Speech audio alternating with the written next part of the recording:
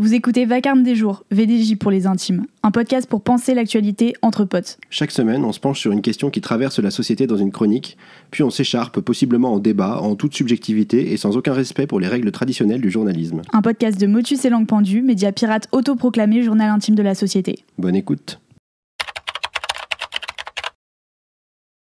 Si vous vous définissez comme une femme, je suis sûre que vous avez déjà pensé à ce que ce serait d'exister dans un monde sans hommes.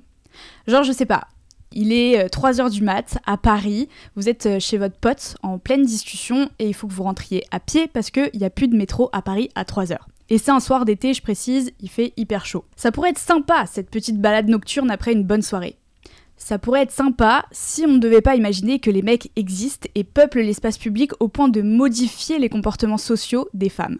Je dis les femmes, mais bien sûr, on peut parler de la même manière des gens qui n'ont pas envie de s'identifier à l'un ou l'autre des genres, et des filles avec encore plus de superbe, les normes patriarcales loin d'avoir disparu.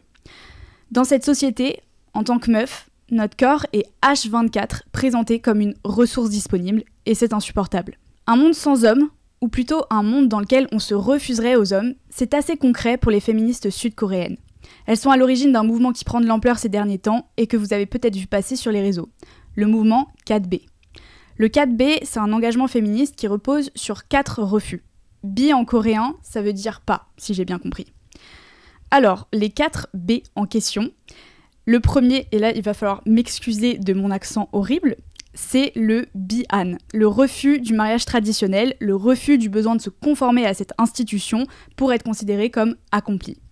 Le deuxième, c'est le Bien-ae, le refus des relations amoureuses, le refus du rapport de pouvoir dans ces relations, donc le refus de ces relations tout court. Le troisième B, c'est le Bisengwangye, le refus du sexe hétérosexuel. Et enfin, on a le Bichulsan, qui est le refus d'avoir des enfants et le refus de la maternité de manière générale comme une obligation sociale. Jusqu'ici, c'est assez clair et très disruptif, lol, dans un contexte sociétal coréen encore bien rigide pour tout ce qui concerne les rôles que doivent jouer les genres et les nombreuses attentes sociales traditionnelles. Et puis par exemple, les Sud-Coréennes gagnent en moyenne 29% de moins que les hommes. C'est un écart super élevé. Je vous précise tout ça parce que même si c'est souvent contagieux, un mouvement social né dans un contexte social bien précis ne peut pas forcément se transporter dans d'autres endroits du monde avec pertinence. Et pourtant, c'est ce qui est en train de se passer avec ce mouvement des 4B dont les Coréennes parlent beaucoup sur les réseaux sociaux. Elle provoque du coup des débats et des rencontres entre des femmes du monde entier, et particulièrement américaines ces derniers temps. Et hop, ça nous permet d'évoquer au passage la victoire de Trump à la présidentielle américaine de cette année, parce que oui, les femmes aux États-Unis vivent du coup avec des épées de Damoclès au-dessus de la tête concernant leurs droits, avec ce fou du bus comme pilote d'une puissance mondiale qui est censé éclairer le monde de ses lumières. Pour rappel, il y a 2 ans, la Cour suprême des États-Unis a révoqué l'arrêt Roe vs Wade qui garantissait depuis 1973 le droit constitutionnel à l'avortement. Chaque État est devenu libre d'interdire l'interruption volontaire de grossesse ou d'en durcir les conditions. Pour la présidentielle américaine, 20% des femmes ont fait du droit à l'avortement leur principale préoccupation dans cette élection, contre 8% des hommes, selon un sondage NBC News. Et donc, suite à l'élection de Trump, les recherches concernant le mouvement 4B ont bondi aux États-Unis. Ma question du jour, c'est donc, est-ce qu'un mouvement de refus massif de toute interaction genrée et normée avec un homme est une bonne réponse aux poussées réactionnaires partout dans le monde? Ça rappelle d'ailleurs le lesbianisme politique, un mouvement qui consiste à embrasser une sexualité lesbienne par conviction politique, plus que par désir intime, pour échapper aux normes et menaces qui pèsent sur une femme dans le couple hétéro traditionnel. Par principe, moi, je trouve que les mouvements basés uniquement sur du refus sont un peu ennuyants, un peu mordes et pas super vendeurs. À la limite, j'aurais peut-être été plus intéressée si on m'avait vendu l'aspect « apprenons à relationner autrement entre femmes » plus que « refusons d'avoir des relations avec les hommes ». J'ai aussi l'impression que faire ces sessions, c'est vraiment une question de contexte. Bien sûr, je suis convaincue que de tels refus peuvent constituer quelque chose de super émancipateur pour des femmes écrasées sous le poids des attentes sociales, comme en Corée. Dans leur cas, c'est vraiment significatif politiquement de refuser en bloc ces attentes et de se laisser la possibilité d'explorer d'autres chemins sans compromis. Mais refuser par principe, c'est, je crois, oublier que les mouvements sociaux émancipateurs échouent quand ils recréent des carcans, quand ils ne laissent pas l'espace aux entre-deux, aux contradictions, aux hésitations, aux va-et-vient, et in fine, à la vie, libre de nous apporter le meilleur, sans prérequis ni conditions. Se refuser aux hommes, pourquoi pas, mais sans savoir pourquoi et sans re-questionner ses décisions spontanément, pour moi c'est aussi un risque de retomber dans un conformisme non seulement inefficace mais aussi un peu barbant. Alors je sais pas, est-ce que le féminisme devient réactionnaire ou est-ce que c'est moi qui le deviens ? Est-ce qu'on va se mettre un énorme contre son camp féministe ou au contraire construire une société lesbienne trop cool où on reprend le seul pouvoir qu'on a en ce bas monde, celui d'avoir un corps à nous ? Est-ce que ce qui se fait en Corée est pertinent ici en France ou aux USA ? Je vous laisse l'espace commentaire pour en débattre et sur ce, je retourne m'écharper avec l'homme de ce podcast. Est-ce que je devrais lui refuser la parole du coup pendant ce débat ? Je sais pas, je vous laisse méditer sur ça.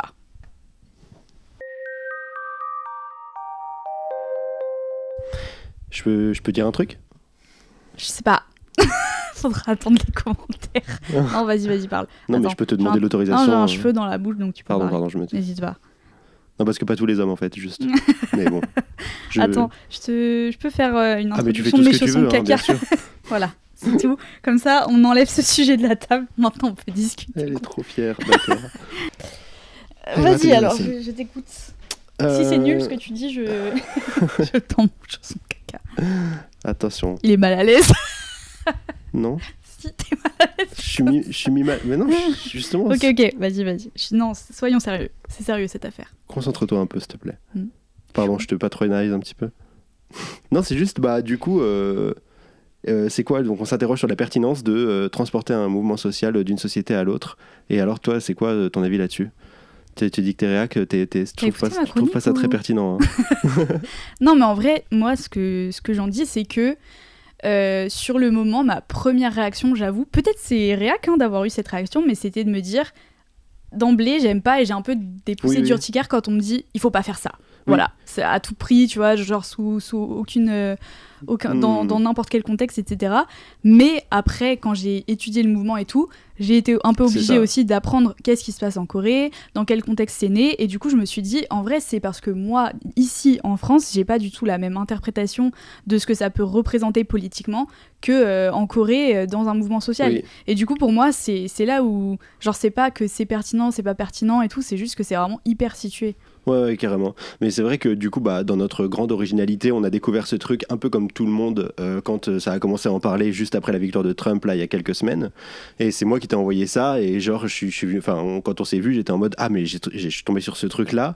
C'est trop bizarre. Est-ce que c'est pas un peu CSC contre son camp. Est-ce que c'est pas un peu contre... Putain, on parle aux Jones, là, t'inquiète. Je sais pas, en vrai, je sais pas si tout le monde sait ce que ça veut dire. Tout le monde sait SC.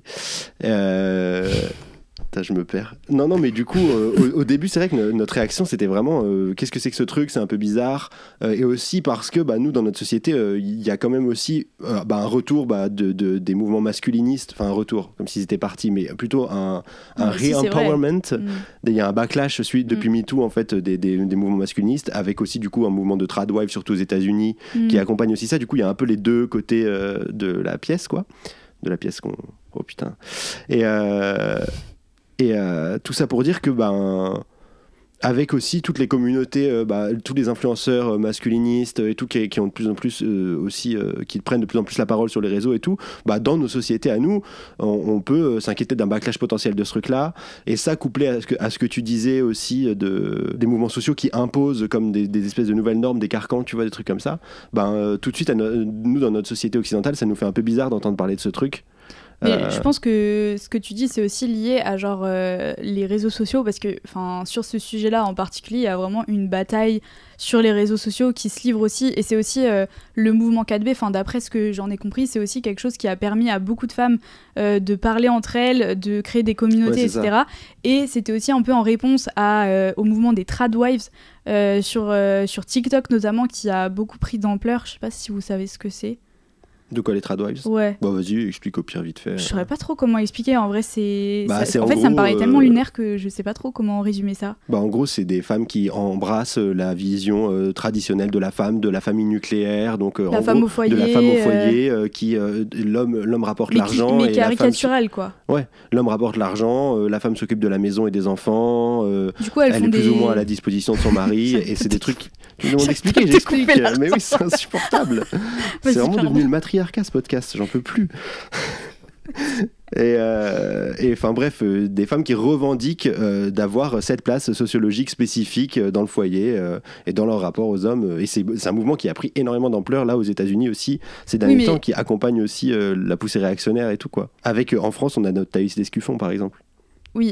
Oui, en fait, tu visais de dire ça pour résumer le truc. Mais non, parce qu'elle est pas trop dans ce truc. Elle le préconise sans l'être elle-même. Oui, mais même, non, mais le truc des tradwives sur TikTok, c'est au-delà, parce qu'on pourrait se dire, bah ok, c'est ok pour une meuf de revendiquer le droit d'être une femme au foyer, enfin, après tout, voilà, pourquoi pas, tu vois. Mais il y a aussi un truc de romantiser le fait d'être complètement exploité par une conception patriarcale de la société. Et genre, sur TikTok, il y a vraiment des meufs qui ont des comptes où elle se filme en train de faire le ménage, faire à manger et genre en gros dire bah moi je suis meilleure que vous parce que mon mari quand il rentre il se met les pieds sous la table et tout. Enfin il y a vraiment un truc aussi de comment dire, d'imposer une éthique. Mais même de l'idéaliser, tu vois, tout est joli, limite elle s'habille comme dans les années 50 pour le faire. Enfin, en fait, je sais pas comment dire ça, on dirait que je suis réac quand je dis ça. Non, pas du tout, mais non, genre... en vrai, c'est hyper clair. Mais oui, mais il y a vraiment un truc de romantiser ça que je trouve extrêmement problématique. C'est pas juste, je vous montre moi ma conception des choses et comment je vis ma vie. C'est vraiment genre Disney, quoi. Disney version très bizarre. Carrément. Et après, un autre truc aussi, je trouve, qu'on pourrait dire, c'est par rapport aussi à la portée politique de ce mouvement. Comment, nous, ça nous interroge aussi par rapport à notre manière de faire de la politique. C'est ce que tu disais un peu dans la chronique et ce qu'on dit un peu depuis tout à l'heure, c'est-à-dire que dans le cadre de la société coréenne, qui a des valeurs traditionnelles encore très fortes et tout autour du foyer, même si ça a tendance à beaucoup bouger ces dernières années avec la mondialisation et tout, hein, mais culturellement, c'était peut-être encore un peu plus profond que ça ne l'est chez nous, disons. Du coup, ça, en fait, finalement, avoir ce type de revendications qu'on pourrait dire un peu individuelles, c'est-à-dire genre de moi, collectivement, on va choisir de ne plus faire ça, de ne plus faire ci et tout, ça prend une portée politique aussi parce que ça s'inscrit dans un contexte social et culturel, quoi. Alors que j'ai l'impression que nous aussi, c'est un truc qui peut nous étonner à première vue, c'est que on a tendance à faire de la politique plus de manière systémique, c'est-à-dire à dire la politique c'est comment la société elle est organisée, comment on va définir les règles qui organisent cette société, comment on va voir aller jusqu'à les lois, les débats autour de ça et tout, tu vois, et que du coup là il y a un truc un peu individualisant dans ce mouvement, même si tu sais c'est plusieurs femmes donc c'est un mouvement global, mais tu vois ce que je veux dire, de genre choix personnel dans sa vie personnelle, de juste millions de choix personnels qui du coup créent un truc politique, mais tu vois ce que je veux dire, c'est pas genre une pensée de système, tu vois. Je sais pas si je suis d'accord en vrai, parce que justement c'est un refus individuel mais porté à l'échelle collective, et un refus individuel pas dans le cas de la relation mais parce qu'on refuse un système entier, tu vois. C'est-à-dire que refuser d'avoir, ça veut dire que tu places les relations intimes avec hétérosexuels sur un plan politique, et que du coup tu t'en fais un objet politique en disant le fait que moi je refuse d'avoir ces relations, ça a un impact genre sur le système politique, ce qu'on aurait tendance à considérer comme étant de la sphère intime, de la sphère privée, du foyer, etc. Là, tu revendiques le fait que la société exploite les femmes, y compris dans son organisation, dans les relations, etc. Et d'ailleurs, on en parlait avant de commencer l'émission, mais on se demandait aussi si ça n'a pas peut-être aussi un impact économique sur... qui, du coup... on le sait, ça désavantage les femmes d'un point de vue économique, le couple hétérosexuel, c'est documenté et tout. Je crois qu'il y a un livre je crois que c'est Titu Lecoq, si je me trompe pas. Bref, qui a écrit un livre, je vous mettrai dans les sources, qui a écrit un livre sur ce que le couple hétéro coûte aux femmes. Okay. Et c'est documenté qu'on y perd énormément économiquement, et du coup je me dis que les gagnants de ça c'est les hommes, et que ça a un impact vraiment, je pense, très profond sur même l'organisation du travail, le travail domestique, ça touche à tellement de sujets que du coup je suis pas forcément d'accord que ce soit un truc individualisant. Oui, du coup c'est genre partir de ce truc individuel, mais en fait ce que tu dis, c'est ça que ça, du coup ça attaque un espèce de... une espèce de peut-être que l'intime est politique finalement, je sais pas. Peut-être, ouais. Je sais pas. Non mais c'est vrai, c'est aussi un peu là que je voulais aller, de genre en fait c'est aussi des trucs qui sont bizarres a priori quand tu tombes dessus, parce que ça semble individuel, tu vois, et en fait c'est... Après je pense pas que toutes les féministes, même peut-être l'inverse, hein. Je pense que c'est moi qui suis un peu... à part peut-être de trouver ça genre... Et pourquoi tu trouves ça bizarre du coup, sinon, à part ça? Non, je trouve pas ça bizarre. Suspect. Mais pour moi c'est... Illégitime. Pour moi, non. Anormal. Ça va pas. Mais pour moi, c'est pas... Pour moi, c'est pas intéressant politiquement parce que justement, c'est genre un truc basé sur des nouvelles règles et où tu questionnes pas ce qui est posé, tu vois. Je sais pas. Vas-y, C'est- explique. Mais tu vois, pour moi, les trucs émancipateurs, c'est vraiment les trucs qui t'obligent à re-questionner constamment, à reconfigurer constamment, à reparamétrer toutes les situations politiques avec genre un fil rouge qui est un esprit critique que tu t'es forgé, etc. Mais donc ça veut dire que ça peut pas marcher d'avoir des règles qui sont valables pour tout le monde dans tous les contextes sociaux. Genre de se dire Du coup, ce serait quoi un exemple concret de ce que tu dis d'un truc émancipateur pour que ce soit plus clair un peu? mais non, mais enfin c'est pas un exemple concret, c'est genre Tu veux dire, c'est genre une manière de voir le c'est monde. genre ma manière de faire de la politique. Oui, c'est plus genre t'as une question, enfin t'as plusieurs questions En fait, globales pour par moi, rapport aux situations. Enfin, mais non, mais ça c'est hyper perso après, mais genre je dis pas que c'est bien Oui, ou pas mais bien. c'est l'intime qui est politique. Oui, mais juste en gros, pour moi, t'as des valeurs qui sont importantes pour toi, mais c'est pas des valeurs qui vont te dire tu dois faire ça, tu dois pas faire ça, tu vois. C'est des trucs qui vont te donner des directions pour réfléchir aux situations et te dire dans cette situation, politiquement, comment j'ai envie de me placer, tu vois. Ouais, je Mais du comprends. coup, c'est impossible pour moi d'être en accord avec ce que je pense quand il y a une règle qui est valable tout le temps de manière Ouais. fixe, Et en même tu temps, vois. oui, mais du coup, c'est ça. Du coup, je suis parti en disant que c'était un truc individuel et finalement, ça prouve bien que c'est vraiment un mouvement fondamentalement politique, justement parce que c'est comme ça que tu construis un mouvement politique un peu aussi. Oui, Tu et vois. puis, Pas et puis, une pensée politique, mais et un puis même mouvement. pour être un peu plus concrète peut-être sur ce truc-là, c'est en gros pour moi il y a aussi la question de est-ce que tu peux aussi te passer des relations hétérosexuelles parce que bah, malheureusement en fait tout le monde n'a pas le choix et pour moi c'est aussi un truc de privilégié de dire bah du coup c'est un peu comme le boycott en fait, c'est genre je vais boycotter ci, ça et tout, mais en fait c'est aussi parfois nier que t'es englué dans le système que tu combats. Et du coup, pour moi, il y a des femmes qui vont pas pouvoir faire partie de ça si le mouvement il inclut que les gens qui refusent toutes ces relations forcément, tu vois. Ouais. Si t'as déjà un enfant, en fait, comment tu fais, tu vois, si... Ouais. Et du coup, après, je pense que les féministes coréennes savent très bien ça aussi et que doit sûrement, enfin, c'est sûrement pas aussi rigide et uniforme qu'on le décrit là. Bien sûr. Mais en tout cas, pour moi, ça questionne aussi ça et c'est pour ça que moi, je m'inscris un peu en faux par rapport à ça, mais je suis persuadée qu'il y a d'autres féministes dans la sphère militante française qui seraient grave d'accord avec ça. J'ai parlé vite fait dans ma chronique de lesbianisme politique, etc. Ça a quand même beaucoup de gens qui se revendiquent de ce mouvement-là, quoi. Ok, c'est comme si en tant que meuf tu trouvais ça pas trop émancipateur à ton niveau parce que justement ça en fait ouais c'est ça t'enlève une liberté de relationner choix. comme tu as envie de relationner. Genre alors que toi t'es en mode je peux mener un combat politique en relationnant comme je relationne. Et aussi j'ai l'impression qu'un truc que tu fais beaucoup aussi notamment dans les billets que t'écris et tout, bah, c'est justement questionner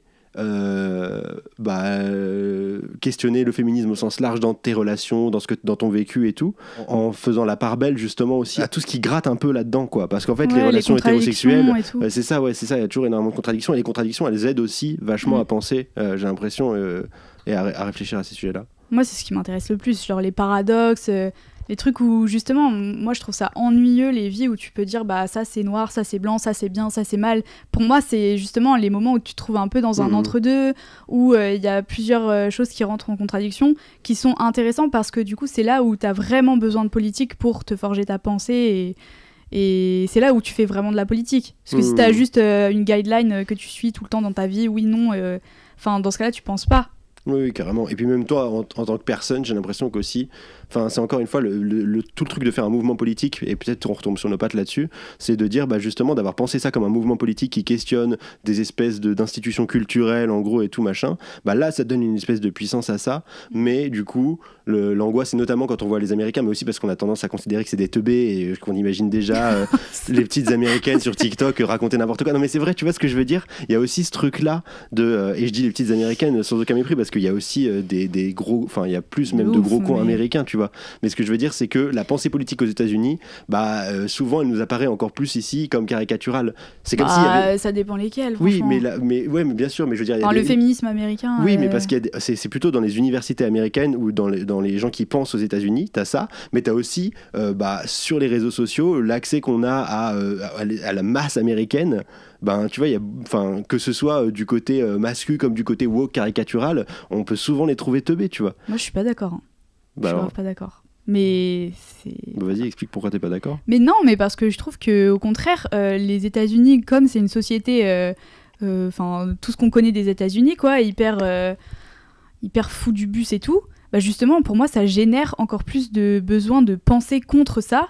Et du coup, pour moi, les communautés afroféministes, américaines et tout, c'est de là que vient la plupart des pensées féministes françaises. Oui.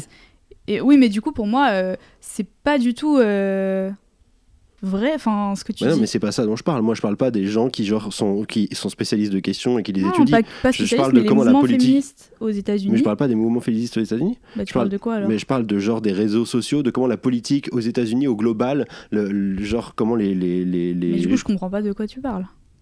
Genre des États-Unis, quoi, des rapports que les États-Unis entretiennent avec la politique, de comment on voit souvent les gens prendre la parole là-dessus sur les réseaux sociaux, des influenceurs, influenceuses. Moi, je suis juste pas d'accord alors.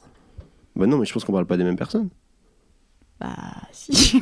Tu parles des États-Unis, de comment ils parlent de politique sur les réseaux sociaux, moi je suis pas d'accord. Ah oui, tu trouves pas Moi je trouve qu'il y a des analyses hyper pertinentes justement de gens qui résistent aux États-Unis et qui sont du coup qui développent une pensée à laquelle ils ont beaucoup plus besoin de se raccrocher, qui a besoin d'avoir des bases beaucoup plus solides, etc. dans ce contexte-là. Oui, bien sûr, mais c'est pas du tout ça dont je suis en train de parler. Je finis quand même là-dessus, puis tu me contredis si tu veux, mais je trouve que on a tendance à beaucoup aussi voir arriver des espèces de prêt-à-penser politiques des États-Unis, et aussi nous, on les caricature nous-mêmes, tu vois, mais que je trouve que du coup, ce truc de déplacer d'une société à l'autre, en fait, on anticipe aussi sur, c'est ce que tu disais aussi, c'est-à-dire, en fait, être politisé, c'est aussi faire des choix personnels vis-à-vis d'un espèce de truc politique que tu t'es construit dans ta tête, tu vois, d'édifice politique que tu t'es construit, et c'est pas juste te dire il y a une nouvelle règle, c'est ça, je vais l'adopter et du coup je vais être hyper fort politiquement. Et moi j'ai tendance à avoir l'impression que parfois ce qu'on voit sur les réseaux de certains influenceurs ou influenceuses américaines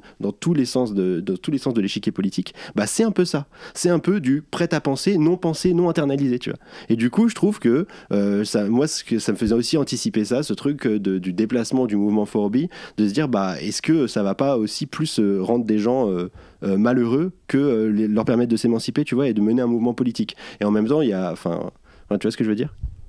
Oui, non mais je vois ce que tu veux dire vraiment, mais c'est juste que moi je trouve pas, j'ai pas la même analyse, mais c'est pas grave. En vrai c'est choisissez votre camp dans les commentaires vraiment, mais oui, voilà, c'est la fin de ce débat finalement. Ok. On est juste pas d'accord. Au revoir, à bientôt. Oui. Vous écoutez Vacarme des jours, VDJ pour les intimes, un podcast pour penser l'actualité entre potes, un podcast de Motus et Langue Pendue, média pirate autoproclamé journal intime de la société. Cette semaine, je me suis dit que j'allais vous parler de justice. J'ai l'impression de pas vraiment avoir fait le tour de la question avec l'affaire Pellico. Et puis je sais pas s'il y a un truc dans l'air ou quoi, mais il s'en passe des choses à la cour d'appel en ce moment. Bref, on va parler de l'affaire des assistants parlementaires du RN ou des casseroles à Marine, comme on dit chez nous. Des casseroles à Marine et Jordan. Des casseroles à Marine, Jordan, Julien Audoul, Louis Alliot, Nicolas Bay. Des casseroles aux nazis, quoi. Ouais. Cette semaine, on parle des casseroles aux nazis. Sauf qu'on va pas faire les gauchistes teubés à se réjouir sans voir plus loin que le bout de notre nez. Ici, on est là pour disrupter le débat à coups de hot take. Alors aujourd'hui, on défend les nazis. Pardon. T'inquiète, c'est un truc pour que les gens restent jusqu'à la fin de la vidéo. Bon, avant tout, petit rappel des faits. En gros, plusieurs personnes du RN sont accusées d'avoir mis en place un système frauduleux d'emploi fictif, détournant donc de l'argent public. Eux se défendent en disant qu'ils auraient utilisé cet argent pour payer des gens qui certes ne travaillaient pas au Parlement européen avec leurs employeurs, mais qui avaient un rôle technique et politique. Pour rappel, l'affaire a débuté en 2014, suite à un signalement anonyme auprès de l'Office européen de lutte antifraude, et les faits reprochés courent de 2004 à 2016 pour un préjudice évalué à quasi 7 millions d'euros. Mais ce qui fait surtout du bruit dans cette affaire en ce moment, c'est le procès de Marine Le Pen. Bon, j'ai plein de trucs à dire là-dessus, mais on va déjà en parler d'un point de vue judiciaire. En gros, Marie ne fait que se plaindre parce que selon elle, le système judiciaire s'acharne sur elle à cause de ses opinions. Et que c'est pas juste parce que le parquet a requis de la prison ferme, ce qui est assez rare dans des cas d'atteinte à la probité comme ici, et que c'est pas juste parce qu'ils ajoutent une peine complémentaire, donc normalement pas automatique, d'inéligibilité, et que c'est pas juste parce qu'en plus ils demandent une exécution provisoire. Ça voudrait dire que même en cas de recours, la peine resterait applicable tout de suite. Réaction 1. Chais, alors la justice elle est plus si laxiste, hein? On y reviendra. Mais en vrai, réaction 2, force est de constater que les peines requises sont assez sévères par rapport à comment est traité ce genre d'affaires habituellement. Surtout le délire de l'exécution provisoire en fait, qu'on peut voir comme un peu chaud démocratiquement. Notre justice permet des recours pour une raison, et empêcher une candidate potentiellement très importante de se présenter sans qu'elle puisse utiliser tous les moyens de contestation possibles, ça fait un peu bader. Qui sait sur qui ça tombera la prochaine fois? Après bon, je comprends aussi que la justice n'ait pas envie de voir une personne aussi lourdement accusée s'échapper sous son nez à coup d'immunité présidentielle. Et puis on pourrait aussi dire que si les politiques veulent pas être condamnés, ils ont qu'à être exemplaires. Mais là, on revient sur ce qu'on disait de la justice dans l'épisode sur Pilico. Prononcer des peines dans un certain contexte peut ouvrir la possibilité de prononcer les mêmes peines dans d'autres contextes plus tard. En bref, globalement, le sens dans lequel va la justice avec cette séquence, c'est plus de sévérité. La question c'est, est-ce vraiment ce qu'on veut? Ensuite, je voulais aussi dire 2-3 trucs d'un point de vue plus médiatique. Déjà, c'est marrant qu'on entende parler énormément de cette affaire maintenant, alors qu'elle date pas mal en vrai. Bien sûr, c'est à cause du procès qui est en cours, mais pas que. En préparant l'émission, je suis tombé sur un extrait de Fabrice Arfi dans C'est ce soir qui explique que dans les affaires dites de délinquance en col blanc, entendre quand les bourgeois ont des casseroles au derche, ils ont souvent tendance à utiliser une attaque du système judiciaire pour se défendre dans la presse. Ça permet de prendre les devants en s'érigeant en victime d'un système injuste. Et je me dis que pour le RN, dont l'alliance avec Macron devient de plus en plus évidente en ce moment, c'est aussi un bon moyen de redorer son blason anti-système. Pour m'auto-nuancer quand même, je trouve qu'il y a un truc très précis qui se joue dans les médias autour de cette affaire. On a d'un côté les suceurs en chef habituels, l'Axe du Mal, Hanouna, Bolloré et compagnie, qui, comme d'hab, déroulent le tapis rouge et prennent la défense du RN. Ça, on commence à connaître. Mais un peu plus surprenant, les autres médias de masse, dont l'incarnation serait BFM, tapent pas mal sur le parti pour une fois. Bon, sauf Léa Salamé. Mais Léa ne fait pas de politique. Léa est juste là pour qu'on vive un moment. Sacré Léa. Bref, je trouve ça un peu drôle de se rendre compte qu'après des années à les avoir érigés en courant politique aussi respectables que les autres, les centristes ressortent le flingue de temps en temps quand l'extrême droite se fait tirer dessus. C'est toute la nuance du jeu auquel ils jouent depuis des années. Savoir se reboucher le nez quand l'occasion est belle pour pouvoir continuer à être le seul camp respectable. Ça, est le deux poids deux mesures de tout l'écosystème médiatique quand les 10 centristes se retrouvent dans des affaires. Il est évident que sur les plateaux, on a beaucoup moins entendu parler des emplois fictifs du MoDem l'année dernière, ou plus récemment des dissimulations du camp macroniste quant à sa gestion catastrophique du budget. Et je dis pas ça pour défendre le RN, mais plus pour redire ici à quel point la partisanerie des médias majoritaires est évidente. Alors le RN, ils ont CNews et compagnie, mais nous, on n'a que nous-mêmes, et on a du boulot. Du coup, ça devient tout aussi évident qu'il faut soutenir les médias indépendants. Parce qu'on a besoin d'argent pour survivre et continuer à proposer d'autres récits. Bref, abonnez-vous, mettez la cloche et surtout, prenez une adhésion sur Helloasso, c'est pas cher. Bisous. Moi, ce que j'ai à dire, c'est que je sais pas si on est obsédés par la justice en ce moment tous les deux, mais en tout cas, on parle beaucoup de ça. Mais j'ai l'impression qu'on parle aussi, du coup, beaucoup de la forme, tu vois, de genre comment les médias réagissent, comment les autres politiques réagissent, qu'est-ce que ça veut dire pour le centre, qu'est-ce que maintenant. Et en fait, on réagit pas tant que ça au fond de l'affaire, qui est quand même... Enfin, je sais pas comment on peut voter RN et ne pas se rendre compte à quel point ces gens nous prennent pour des jambons. Je pense qu'ils ont la majorité de l'électorat qui continue à voter malgré ça, ils en ont un peu rien à foutre en fait. Enfin... Bah ouais, mais je sais pas, pour moi, vraiment le fond de l'affaire contredit l'intégralité de leur discours, d'être proche des gens, de défendre face à l'establishment. Oui, mais ça contredit pas le racisme. Attends, je peux redire ce mot. L'establishment. Non, attends, comment on dit? C'est ça? Oui. Voilà. Le système. Voilà, comme le dirait système, Pascal Praud. Tout à fait. Mais, le système, mais pardon. Et je pense que aussi, pour rebondir sur le fait qu'on a plus parlé de ça que d'autres affaires, effectivement, parce que c'est pas les seuls à nous prendre pour des jambons, malheureusement, et je pense aussi que c'est parce qu'ils sont hyper visibles et hyper nuls dans leur défense. Enfin, moi, j'ai vu passer plein de petites vidéos de Jordan Bardella ou d'autres cadres du RN sur les plateaux qui se défendent de manière pitoyable. Mais genre, non seulement ils traînent des casseroles énormes, mais en plus de ça, je les trouve tellement médiocres dans leur défense que je pense que c'est aussi pour ça qu'on en parle beaucoup, parce que c'est tellement évident comme le nez au milieu de la figure, ils savent même pas se défendre, que, enfin, je sais pas, c'est presque absurde comme situation. Mais après, en fait, quand tu regardes souvent le Rassemblement National, bon après là c'est quand même les figures de proue du parti et tout, mais en général, dès qu'ils sont un peu attaqués, ils ont beaucoup de mal à se défendre. C'est juste qu'ils le sont de moins en moins dans les médias, et c'est ce que je dis, que là du coup, il y a un petit regain de on recommence à leur taper dessus, et du coup il suffit qu'on dise, mais du coup votre règle c'est de pas avoir de casier judiciaire, si Marine Le Pen est condamnée, et là ça bégaye pendant 1 minute 30, mais en vrai quand il y avait eu les élections législatives, et qu'il y avait eu 2-3 médias qui avaient fait le taf de ressortir les casquettes nazies et tout là, c'est pareil, ils étaient incapables de se défendre, c'est genre le service public, hein. Ah pardon, j'ai pas préparé. Oui, mais tu vois, ça c'est leur fond idéologique, en vrai ils essaient de le cacher comme ils peuvent, mais comme tu dis, les gens en fait, s'ils sont racistes, ils sont racistes, tu vois. Oui. Mais après la forme de genre leur manière d'envisager le pouvoir, de gérer comment ils vont gérer leur lien avec le peuple, etc., qui est quand même un truc méga important pour, on va dire le gros mot, mais pour les fascistes en général, je trouve que c'est vraiment... c'est vraiment presque affligeant de constater que non seulement ils sont racistes et tout, ils sont horribles, mais en plus ils sont nuls. Oui, mais en même temps, je trouve que justement ce qui est structurant dans le vote RN, ce qui fait que les gens votent RN, c'est beaucoup plus genre les trucs racistes, tu vois. Enfin, en fait, ce qui fait voter pour le RN avant toutes les autres questions, c'est le racisme. Et du moment qu'il y a cette espèce de truc qui est fondateur et qui est central dans l'électorat, en fait, on s'en fout des autres questions. Et eux-mêmes, ils s'en foutent et ils le savent, tu vois. Donc en fait, ils n'ont pas besoin d'être bons là-dessus. Ils n'ont pas besoin de... Enfin, tu vois... Ouais, mais du coup, c'est flippant. Genre, je suis d'accord avec toi, mais du coup, tu te dis que si ils ont à ce point pas besoin d'être bons, qu'ils peuvent être vraiment des gros nazes sur les plateaux télé, se faire défoncer, etc., et que ça ne change absolument rien à leur popularité, ça rend qu'on...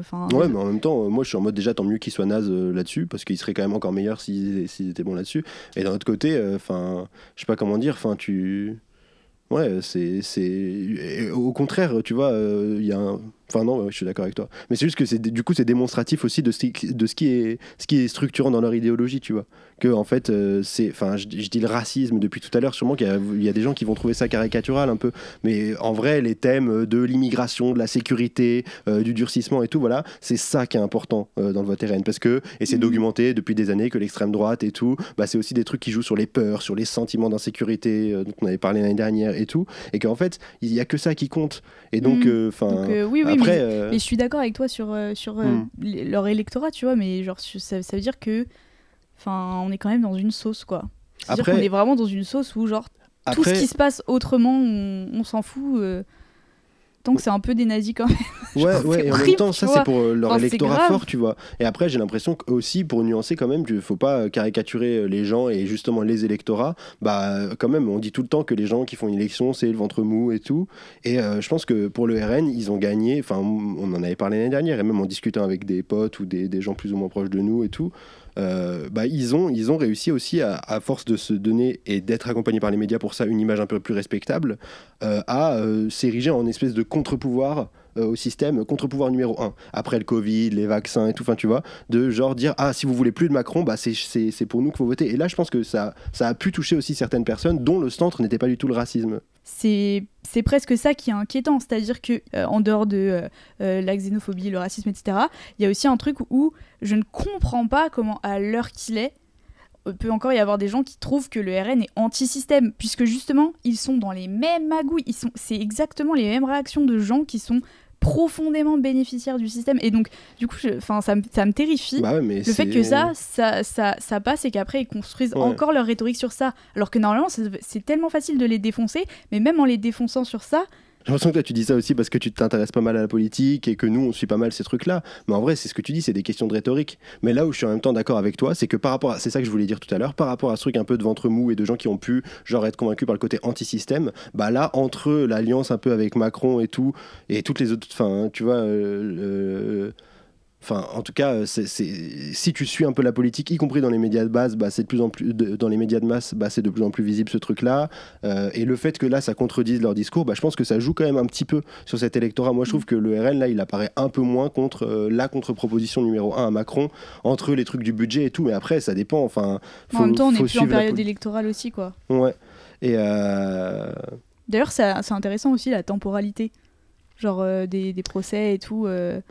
Juste après les élections, tu vois. Ouais.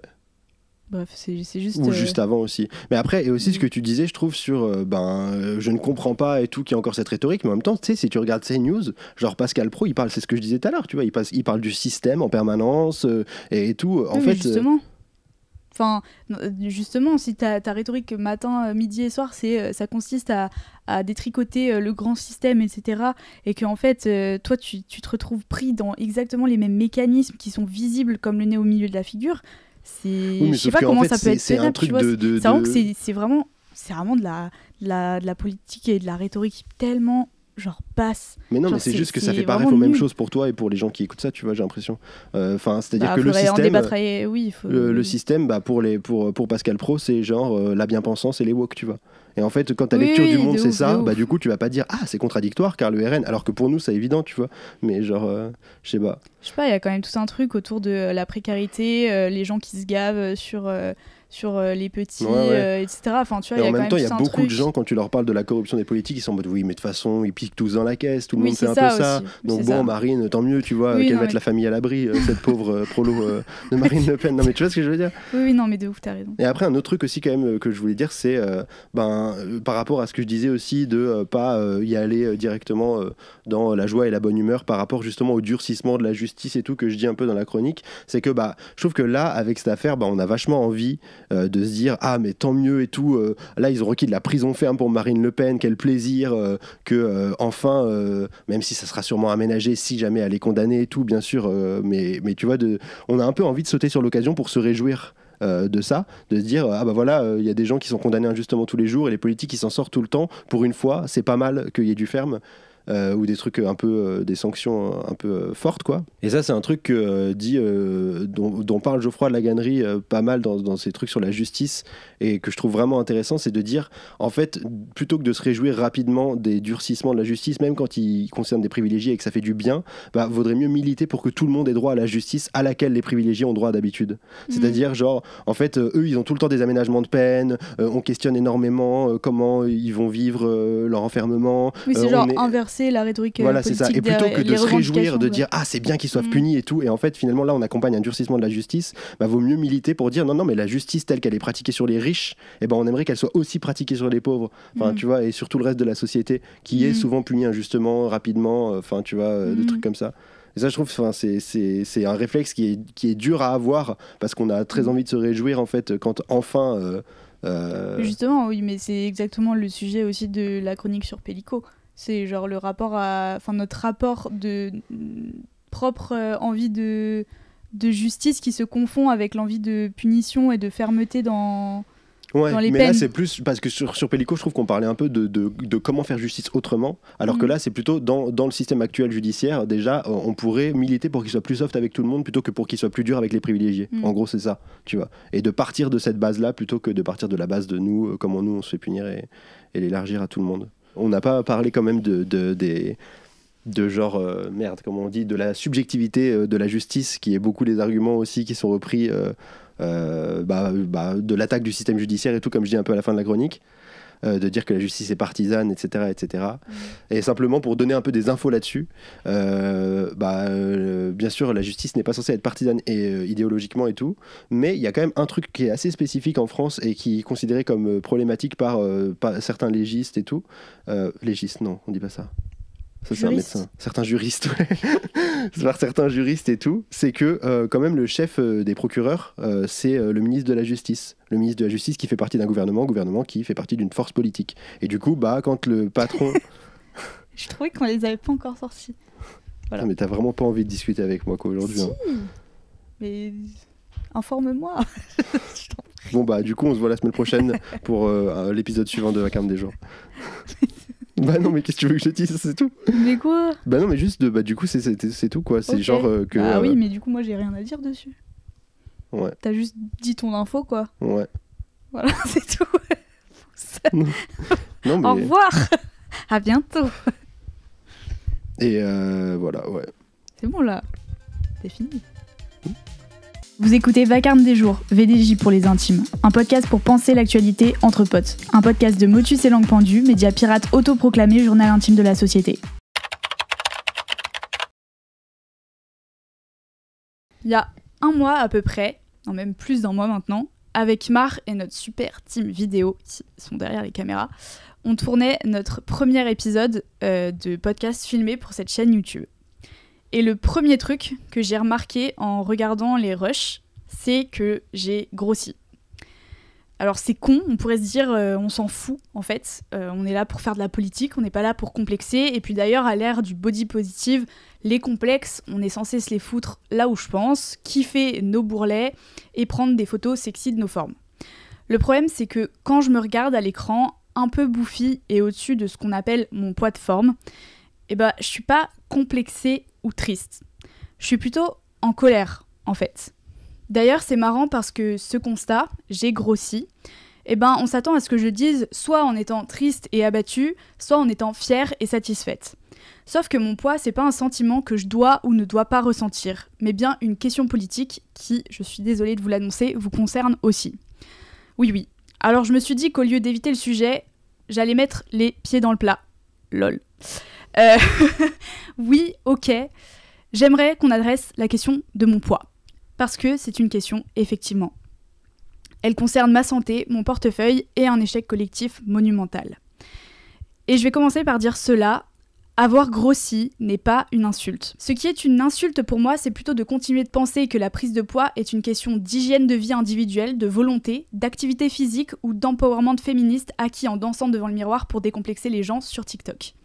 Dans la médecine stricto sensu, on différencie le surpoids, indice de masse corporelle IMC au-dessus de 25 et l'obésité IMC au-dessus de 30. L'IMC étant un rapport poids-taille plus ou moins contesté, je pose ça là quand même. L'obésité est définie par l'OMS comme une maladie chronique provoquée par l'augmentation durable de la masse de graisse dans le corps. Alors au-delà du nombre de bourrelets ou de la surface de notre corps couvert par de la cellulite ou même de la taille de nos doubles mentons, ce qui est plus intéressant pour nous que le contrôle et l'optimisation perpétuelle et quasi impossible, il faut le dire, de nos corps, c'est un constat politique, social et structurel. Non, c'est pas parce que t'as déconné et bouffé la fin de la tablette de chocolat hier soir que le nombre de calories qu'on ingère chaque jour a augmenté de 31% depuis les années 60.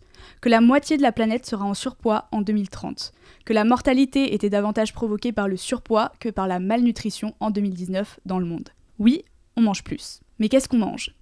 Je vais vous la faire courte, on mange ce qu'on nous vend, ce qu'on nous incite à produire, ce qui rapporte de l'argent et ce qu'on peut se permettre quand on est de plus en plus pauvre. Des produits transformés, ils représentaient environ 36% de nos apports quotidiens en énergie en 2017, plus de gras, plus de sel, plus de viande, en bref, tout ce qu'il ne faut pas, et on en meurt.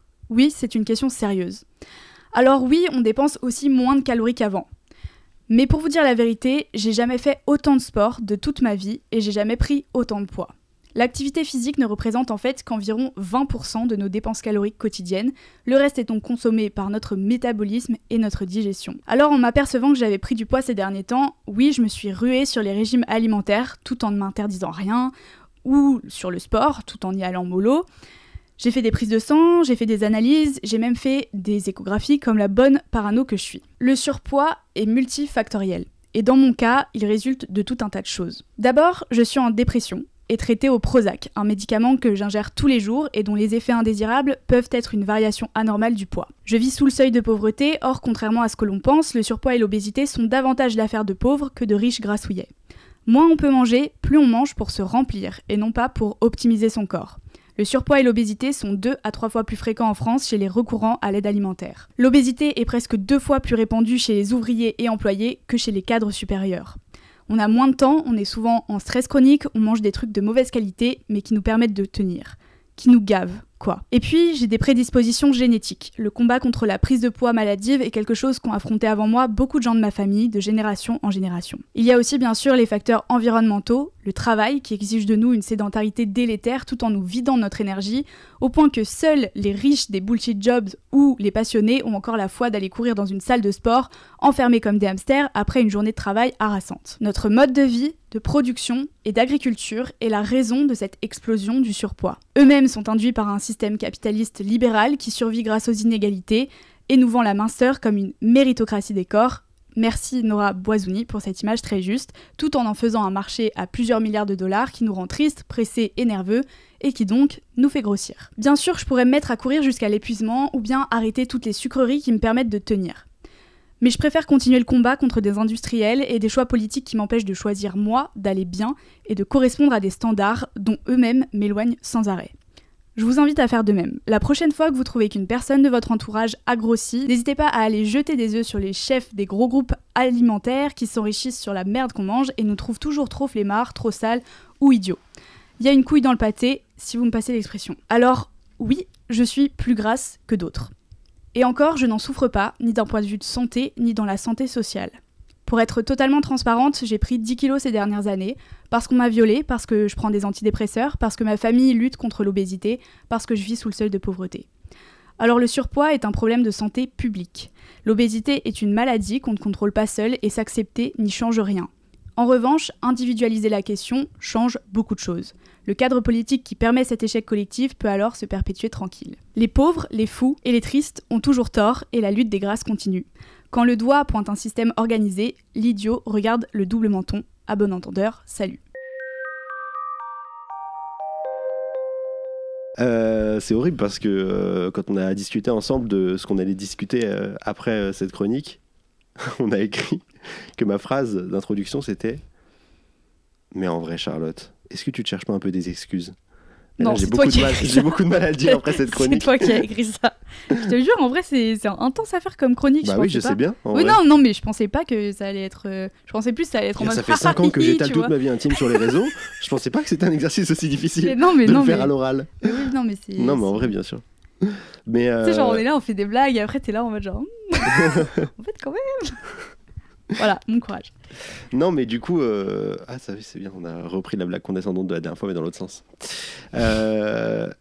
Non, mais parce que en vrai, le truc de est-ce que tu te cherches pas des excuses, on l'avait résumé comme ça, mais pour se dire qu'il y a un peu deux manières de discuter aussi, je trouve, de ce sujet. Il y en a une manière de droite et une manière de gauche.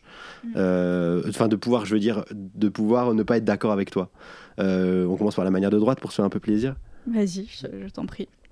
Je trouve que genre non mais la manière de droite c'est vraiment un peu ridicule de dire ça comme ça mais non, c'est juste les arguments plus classiques quoi en fait. Oui c'est ça, mais en fait ça tu y as un peu trop répondu dans ta chronique, j'ai l'impression. Mais dis de quoi tu parles quand même pour que les gens ils sachent. Bah non, mais c'est de dire il y a quand même un truc de volonté de genre en fait si t'as enfin oui c'est ça, mais c'est tout ce à quoi tu réponds, tu vois. Mais de dire enfin oui d'accord c'est 20% en fait l'exercice physique, mais en vrai de vrai si tu fais attention beaucoup et que tu fais beaucoup de sport en fait et que tu fais beaucoup de régime tu sais c'est la phrase horrible des gens qui, je déteste cette phrase, je sais pas si on la laissera, mais tu sais les gens qui disent oui bah il y avait pas d'obèses à Auschwitz. Oui. Oh. Ah oui. Mais ça résume bien, tu vois, genre l'état d'esprit en mode oui, mais si tu veux, tu peux, enfin comme tout en fait, comme enfin voilà. Mais justement, ce que je trouve intéressant, c'est que pour le coup, bah ça, ok, c'est facile à débunker quand on est un peu de gauche, etc., et qu'on se respecte un petit peu. Mais par contre, ce qui moi m'a plus posé problème quand j'ai écrit cette chronique, c'est que j'ai réalisé que je me trouvais un peu le cul entre deux chaises parce que j'étais pas non plus full d'accord avec les discours qui sont en mode il faut s'accepter, ça va suffire en fait de faire des vidéos où tu te regardes et tu te dis que t'es trop belle et machin. Enfin, en fait moi j'avais pas un problème avec le fait de me trouver belle ou pas belle, c'est juste que ça c'est une condition qui me révolte, tu vois. Et du coup je trouve que corneriser la question sur l'acceptation de soi, le développement personnel ou genre les complexes, pour moi, c'est du coup réduire la question à un truc hyper individuel qui n'est pas, qu'on peut pas politiser, donc duquel on peut pas se saisir à part tout seul en badant en se disant ah bah moi j'arrive pas en fait à kiffer. Ouais. En fait, ce qui est difficile, c'est que là aussi, essayer d'expliquer un peu politiquement la question du poids et tout, ça peut entrer en contradiction avec des discours que tu as envie d'avoir de manière individuelle. C'est-à-dire, en vrai de vrai, on a envie que des gens qui s'aiment gros ou grosses, ils puissent le faire tranquillement, tu vois. Et sauf que, bien sûr, on est d'accord aussi avec tous ces trucs-là, tu vois. Mais sauf que, ouais, c'est ce que tu dis, c'est genre, il y a un côté un peu dépolitisant à ça, surtout quand c'est la seule chose qu'on prêche, encore une fois. Mais, tu vois, et puis ça n'aura jamais de rapport avec si toi tu t'acceptes ou pas. Genre moi j'espère bien que les gens peuvent s'accepter comme ils sont, que bien sûr qu'il faut dire qu'on peut être très beau, très belle. Enfin ça me paraît presque bateau de dire ça en étant en surpoids ou même obèse. Mais en fait pour moi la question n'est pas là. Et surtout que je pense que moi j'ai un rapport à ça non seulement de... Enfin en fait je suis un peu le cobaye dans tous les sujets. C'est-à-dire qu'à la fois je suis en précarité, à la fois je suis une meuf, à la fois j'ai tendance à grossir facilement et en plus de ça, je travaille quasiment toute la journée sur les sujets agroalimentaires, industriels, d'agriculture, de lobbying et en fait je vois à quel point pendant qu'on discute de nos complexes, de est-ce qu'on s'accepte avec des bourrelets et tout, eux ils sont en train de fabriquer un monde qui nous rend malades. Et en fait on peut très bien s'accepter, mais être quand même malade, tu vois. Genre, en fait, il y a des choses aussi où, littéralement, ce qu'on mange aujourd'hui nous tue. Et en fait, c'est pas OK d'accepter ça. Pour moi, ça sera jamais OK d'accepter ça. D'accepter ce qu'on est, bien sûr. Mais c'est ça que je voulais dire. C'est genre, ne nous endormons pas trop. Parce que, en fait, franchement, il y a des vitrines d'industriels à casser, quoi. Mais non, mais c'est vrai, et c'est tout ce truc de genre décorréler la morale de faire de la politique, quoi. Faire de la morale, faire de la politique. Et c'est vrai que sur ces sujets de santé et tout, et de grossophobie, puisque c'est le terme qu'on utilise beaucoup, enfin non, de grossophobie, je vais pas mettre mes guillemets insupportables de réac. En vrai, de grossophobie, mais de ouf. Mais parce que du coup, c'est toi qui me pousse à être comme ça en parlant de trucs politiques. Il a vraiment fait le réac. Ouais, c'est horrible. Non, on est en train de péter les oreilles de Robin. Mais non, j'éloigne le micro, t'inquiète, je suis un acteur conscient. C'est pas les vagues de sang. L'ordi dit l'inverse.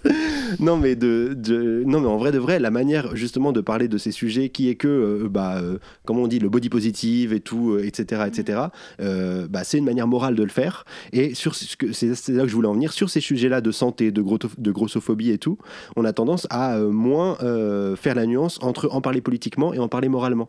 Chose qu'on commence à faire sur le féminisme, on en parlait sur la justice, on en a beaucoup parlé, sur l'antiracisme aussi, tu vois, de plus en plus. Mais sur ces sujets-là, c'est difficile. C'est là où je voulais en venir au début, en fait, en disant ça n'empêche pas de penser des trucs individuellement, mais en fait, c'est pas ça qui va nous faire progresser politiquement et sociétalement, socialement, du coup, plutôt, sur la question. Mais oui, c'est ça. Et en fait, ça n'a aucun rapport, en fait, avec le fait qu'on s'accepte ou pas, le fait qu'on prône... Exactement, en fait, c'est même pas dire le body positive... Body positivisme. Vous voyez de quoi je parle. C'est même pas la question de dire c'est bien, c'est mal, nanana, on est pour, on est contre. C'est plus genre, ce n'est pas pertinent politiquement pour poser la question. Ça peut être très pertinent à échelle individuelle, ça peut faire beaucoup de bien, comme faire beaucoup de mal d'ailleurs, mais bref, ça dépend, c'est individuel et c'est personnel. Mais par contre, du coup, là, la question politique, elle n'existe pas dans ce truc-là. Et si en vrai elle existe, si on part sur d'autres choses que l'alimentation, genre sur le corps des femmes, etc., on peut mettre du contenu politique là-dedans. Mais en vrai, sur la question alimentaire, pour moi, du coup, on a tellement peur de mélanger, comme tu dis, de la morale, de genre tu dois faire ça, tu devrais être comme ça, ton corps devrait être normé. Il y a aussi des questions de validisme en fait, de genre avoir une norme, ton corps doit être comme ça, machin. On a tellement peur de ça à gauche que du coup on n'adresse pas la question qui est derrière, qui est mais est-ce que le système dans lequel on vit nous permet de choisir comment on est dans notre corps, comment on existe, comment on se nourrit. Enfin je sais pas, la nourriture c'est quand même la base de tout quoi. Et la meuf a trop faim.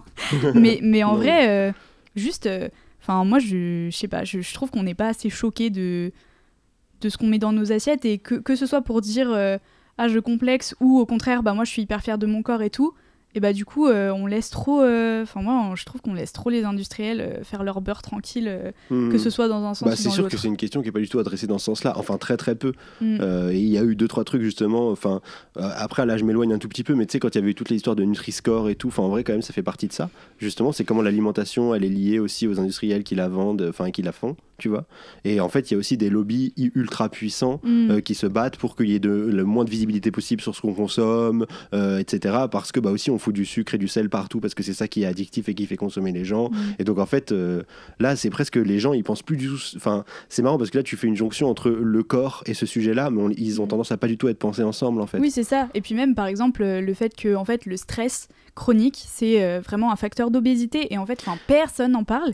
Et genre le fait que ça, du coup c'est lié aussi au monde du travail, au rythme effréné auquel on vit, c'est lié à tellement d'autres sujets que juste ce que toi tu fais dans tes pauvres 20 minutes à la salle le soir où tu sues pauvres personnes là qui sont en train de tuer dans leur salle en train de nous écouter, ouais. je me dis, il y en a qui font ça en fait. Mais non, mais en même temps, ils ont raison. Non, tant mais mieux. courage les amis, mais... En fait, c'est ça le truc de décorréler la morale de la Mais politique. oui, c'est ça, que vous de faites dire, bien ce en que fait, vous voulez. c'est ça. Genre, moralement, chacun fait ce qu'il veut. Et genre, c'est tout aussi ok Oui. de dire, ah, j'ai envie d'être, de poser aucune question sur la forme et le poids de mon corps. Ça me va très bien d'être gros, ça me va très bien d'être grosse. Et revendiquer ça, c'est complètement ok. Et revendiquer, j'ai envie d'aller à la salle, j'ai envie de me forger un corps, j'ai envie de tout ça. C'est complètement ok aussi. Oui, mais ça. c'est juste, mais c'est pas ça dont on tu parle. vois, moi, si je suis ok, j'ai accepté avec les années et tout que je serais jamais cette meuf fine, nanana. Mais par contre, tu vois, je peux très bien être ok avec le fait d'être en surpoids, vivre ma vie, etc. Par contre, si j'ai des enfants et que en fait, ce qu'on leur donne à manger les met en danger. Mais tu vois, je pourrais très bien être ok avec mon poids, badass, etc. Et pour autant lutter contre le système agro-industriel en disant mais en fait on bouffe que de la merde et c'est pas notre faute en fait. Je sais pas pourquoi je m'énerve. Bah si, parce que t'as raison de t'énerver. Ouais, mais c'est vraiment un sujet qui me touche de ouf et qui me rend zinzin, genre. Ouais. Et après, est-ce qu'il y aurait un discours qui... Enfin, là, je suis pas sûr de moi, mais genre, est-ce qu'on pourrait dire aussi, du coup, bah, là, c'est toujours pour faire toujours pour faire l'aller-retour entre les deux, il y a ce truc quand même systémique, politique, on va dire, de l'organisation agro-industrielle et tout, ce qui n'empêche pas de dire aussi, bien sûr, que vous pouvez vous réapproprier vos corps et tout, vous pouvez lutter contre ce système en allant à la salle. Je veux dire, c'est aussi un discours qu'on peut avoir, et c'était là aussi le truc qui avait plein de sens de commencer par, est-ce que tu trouves pas des excuses, genre, en fait, ce qui est complètement débile de reprocher à quelqu'un de se trouver des excuses ou quoi. Non, mais en vrai, c'est vrai aussi. Peut-être que je me trouve des excuses. Non, aussi. D'ailleurs, tu trouves pas d'excuses parce qu'en fait, t'as une manière. Tu dis, j'ai jamais fait. Politiquement, quoi. Oui. C'est ça, surtout. Oui, bien sûr, mais c'est pour parler un peu d'autre chose vu qu'on a beaucoup fait le tour de la question politique. Mais juste, genre, de dire, bah, justement, aussi, bah, toi, tu choisis en ce moment de t'être rué sur les régimes, de t'acheter des yaourts e-pro et de faire du sport, tu vois. Tu m'as collab, vraiment. Je te collab une fois par épisode. Oui, voilà. Maintenant, on va manger des Ferrero qui déforestent et de la dinde. Mais tu vois ce que je veux dire ou pas Oui, je vois ce que tu veux dire. Mais bien sûr, mais je suis d'accord avec toi. Et d'ailleurs, j'espère que les gens qui regardent la vidéo ou qui écoutent le podcast vont comprendre de quoi on parle. Ouais, c'est ça. Ouais, mais je pense qu'on est assez clair. Enfin, je sais pas. C'est pas genre ouin le système nous pousse, nous forge comme gros. C'est genre oui, le système favorise ça. Bien sûr qu'on peut aussi lutter individuellement contre, mais en fait ça n'a rien à voir. Ça n'empêche pas de le dénoncer et de dire que justement c'est un problème de santé globale. Bien sûr qu'on peut lutter contre à échelle individuelle, à petite échelle, mais en fait c'est comme l'écologie, lutter contre les dérèglements climatiques à ton échelle. Oui, sauf que là, ça concerne les personnes et leur corps, tu vois. Mais oui, mais même, tu vois, genre même moi, si je me butais à la salle, etc. Enfin, en vrai, genre je pense que génétiquement mon corps il sera jamais comme les normes. Enfin, tu vois, c'est ça aussi ce qui me tue. C'est genre, tu vas à la salle et tout, parce que t'as envie de le faire. Mais par contre, si c'est pour coller aux normes qu'on t'impose, sache que tu vis dans un monde qui ne te permet pas d'atteindre ces normes pour genre 90% des gens. Donc non, en fait, c'est même à échelle individuelle, tu n'y arriveras pas, quoi. Désolée pour les gens qui sont en train de courir en écoutant ce podcast, mais j'espère que vous courez parce que vous kiffez ça. Ouais. Oui, je suis d'accord en vrai. Ça de ouf.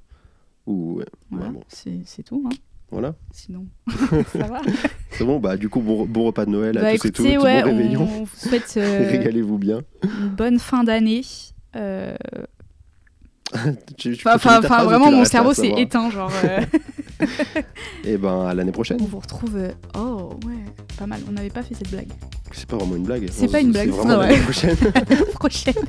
Bisous. Salut.